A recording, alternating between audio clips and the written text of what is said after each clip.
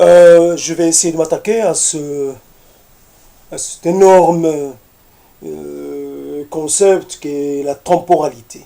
J'ai mis ça au pluriel parce que il y a catégorie de temporalité. Il y a moult temporalité. Donc la temporalité, je n'ose la définir, je dirais peut-être c'est la périodisation, le fait de le mettre en période. Les temporalités sont obligatoirement quelque part une successoralité. Il y aura une succession de temporalité, une succession de temps, et donc c'est obligatoirement une certaine division, soit du temps social, du temps historique, du temps personnel, donc ça touche à tous les niveaux. La temporalité, ça a failli être un sujet de thèse pour moi. J'ai été vaincu par la complexité de la tâche, et à l'époque où j'ai voulu m'attaquer à un sujet, je pense que je n'ai pas été capable, parce que c'est aussi un sujet qui a un côté philosophique, il n'est pas que historique, et c'est le côté philosophique qui me manque. Donc, bien sûr, je ne maîtrise pas, non, pas le côté historique, mais j'avais pas la capacité à traiter ce sujet à l'époque où je m'y suis intéressé. Reste un désir, reste une envie, reste un intérêt pour le concept. L'idée, c'est que la temporalité plus sociale, bien sûr, parce qu'il y a des sociétés et il y a des récits, il y a des imaginaires, il y a des credos qui impriment leur marque sur l'approche de la temporalité, sur la définition de la temporalité.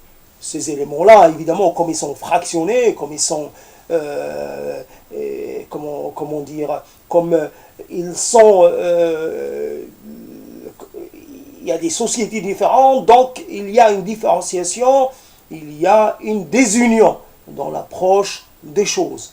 Chacun, un tel, détermine le début de, comment dire,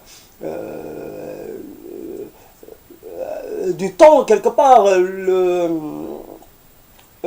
Chez les Hébreux, ça va être 5000 ans et quelques, chez les Perses, ça va être je ne sais pas combien, il y a aussi d'autres années, d'autres, je ne sais pas comment on appelle ça, le fait de faire partir l'histoire à partir d'une date.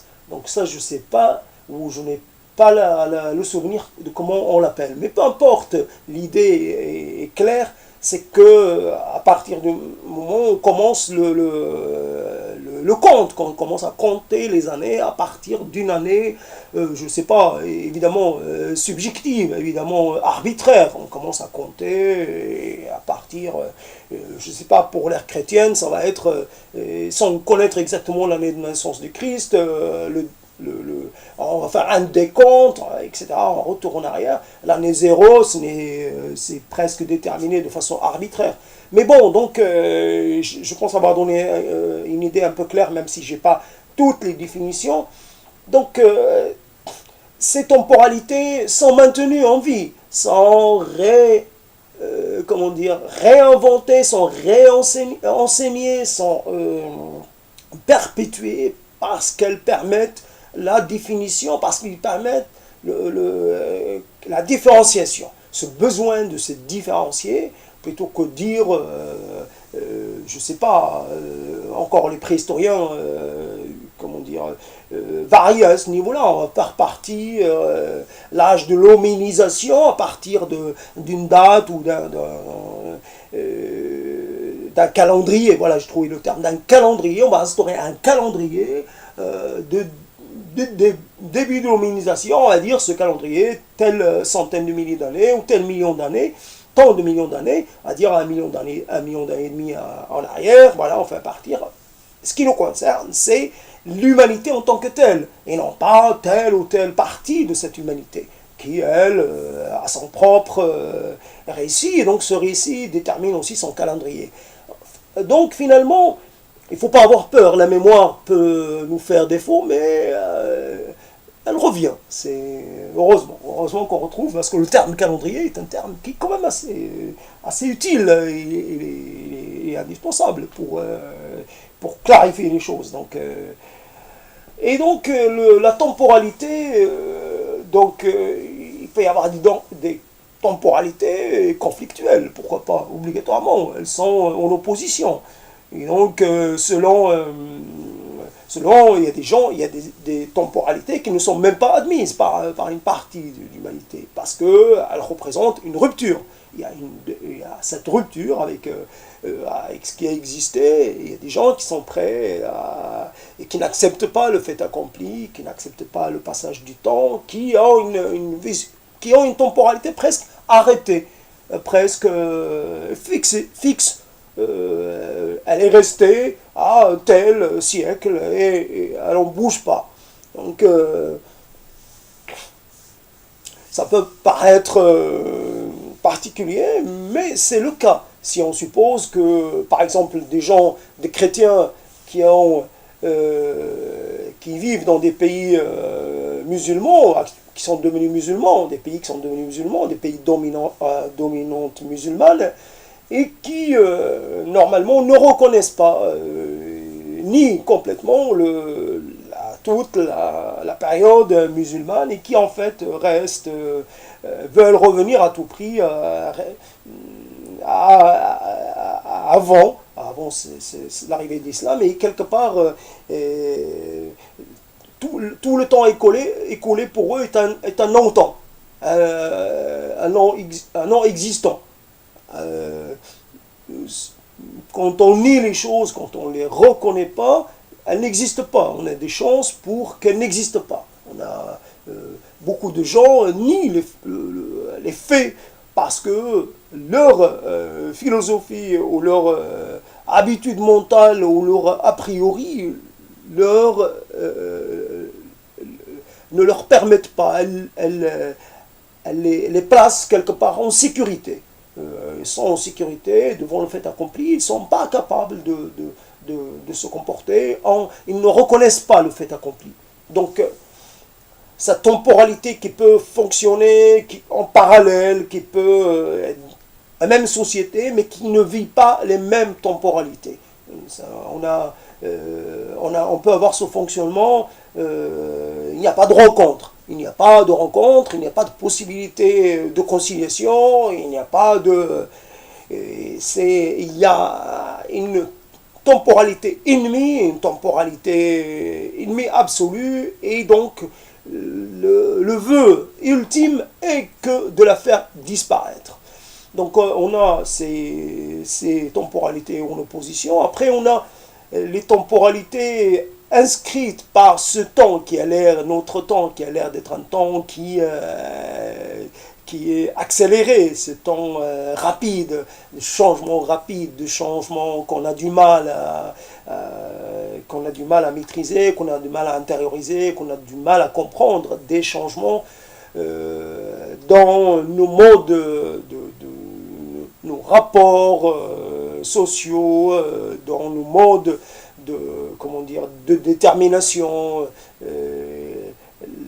l'anonymat, le mélange, le monde vu comme une globalité, les voyages sans cesse, les rencontres désirées ou pas désirées, la confrontation avec les cultures, avec les cultures, mais aussi les préjugés des autres. Cette temporalité qui a l'air de nous emporter, qui ne nous laisse pas le temps de souffler. Nous sommes aussi les initiateurs de ce changement. Quelque part, on cherche à une meilleure maîtrise de notre environnement, quelque chose qui nous permet de résoudre tous nos problèmes. L'idée, c'est de vivre un temps sans problème, une temporalité heureuse, une temporalité presque paradisiaque. Il y a des gens qui attendent d'aller je ne sais pas où pour réaliser pour vivre la bonne temporalité, qui ne, quelque part, leur vie sur Terre est considérée comme une parenthèse, évidemment comme presque non essentiel, presque sacrifiable, presque un entre-deux, presque une parenthèse, quelque part. Un lieu pour s'entraîner à devenir un bon quelque chose, un bon athlète, un bon officiant, un bon adhérent, un bon voilà. Et donc, s'ajoute à ce terme, et je ne sais pas si je suis clair, je ne sais pas si je montre déjà quelques maîtrises du sujet de la temporalité. Je fais mon effort, je fais un certain effort, je me fatigue à essayer de rester concentré, à rester sur le même sujet, à ne pas divaguer. Et donc voilà, il reste un aspect que je voudrais traiter rapidement, celui de la temporalité personnelle. Aujourd'hui, on a des temporalités que nous vivons, mais des temporalités à inventer. Nous avons ces espérances de réalisation de soi, cette envie presque d'immortalité. Nous devons faire face à notre déterminisme biologique et quelque part nous avons du mal à nous inscrire dans le temps long, celui quelque part de nous à travers nos descendants, nos descendants. Quelque part, nous sacrifions presque notre pouvoir de perpétuation de nous-mêmes parce que nous voulons vivre pour nous-mêmes. Et quelque part, donc, dans cette optique-là, on a d'intérêt que pour soi-même. Or, quelque part, le soi n'est pas compréhensible sans l'intégration de l'élément espèce. Nous faisons partie d'une espèce qui, elle, doit quelque part obéir aux lois de l'espèce. Nous avons un temps de vie bien déterminé et nous ne pouvons pas aller au-delà. Et donc, nous avons possibilité quelque part pas d'étoffer, mais d'avoir un vécu plus chargé, plus riche, plus dense à travers cette consommation effrénée de nouvelles, d'histoires, de récits, etc. Nous vivons des vies multiples à travers celles des autres, nous ingurgitons des histoires à la tonne, évidemment des histoires beaucoup plus histoires filmées que des histoires écrites, mais peu importe, ce sont des histoires, et à la base c'est aussi des écrits. Donc nous consommons, nous concentrons nous consommons des concentrés de vie.